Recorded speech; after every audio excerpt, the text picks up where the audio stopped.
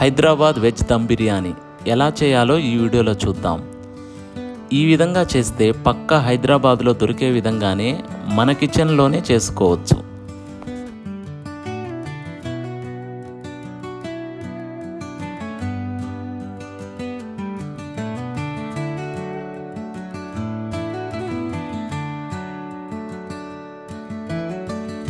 ముందుగా బాస్మతి రైస్ని వాటర్లో మినిమం 20 మినిట్స్ అయినా ఉంచుకోవాలి.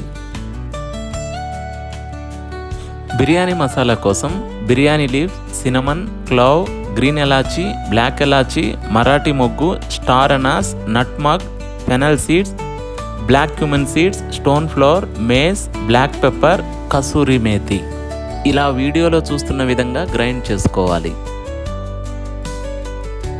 తరువాత beans, cauliflower, carrot, potato, beans ఈ విధంగా కట్ చేసుకొని బిర్యానీ హండీలో వేసుకోవాలి. తరువాత green chilli paste, garlic 2 spoon, ginger 1 spoon, రుచికి సరిపడా సాల్ట్, అలాగే ముందుగానే గ్రైండ్ చేసుకున్న బిర్యానీ మసాలా, ఫ్రైడ్ ఆనియన్స్,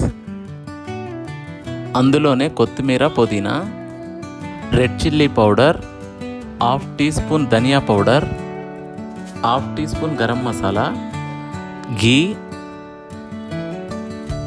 కొద్దిగా సాఫ్రాన్, అలాగే ఆయిల్ వేసి అన్ని మసాలాలు కలిసే విధంగా బాగా మిక్స్ చేసుకోవాలి. ఇందులోనే పెరుగుని యాడ్ చేసుకొని ఒకసారి మిక్స్ చేసుకొని పక్కన పెట్టుకోవాలి. రైస్ బాయిల్ కోసం వాటర్లో చిటికెడు బిర్యానీ మసాలా, కొద్దిగా కొత్తిమీర, అలాగే సాల్ట్. వాటర్ బాయిల్ అయ్యాక మనం ముందుగానే నానబెట్టుకున్న రైస్ని ఇందులోనే వేసి ఒకసారి బాగా కలుపుకోవాలి. ఈ విధంగా బాయిల్ అవుతున్న వాటర్ని ఒక చిన్న గ్లాస్ వాటర్ ముందుగానే మనం మ్యారినేట్ చేసుకున్న వెజిటేబుల్స్లో వేసుకోవాలి.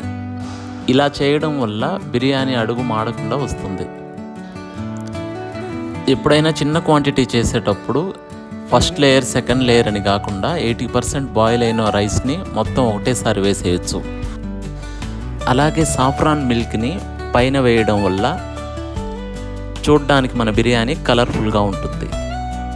Just 2 minutes high flame, 25 minutes లో ఫ్లేమ్, తర్వాత 15 మినిట్స్ ప్లేట్ తీయకుండా అలాగే వదిలేయాలి. ఎందుకంటే అడుగు మాడిపోకుండా వెజిటేబుల్స్ 100% బాయిల్ అవ్వడానికి. అంతే, హైదరాబాద్ వెజ్ దమ్ బిర్యానీ రెడీ అవుతుంది. నిజంగా చాలా బాగుంటుంది. ఒకసారి ట్రై చేసి చూడండి.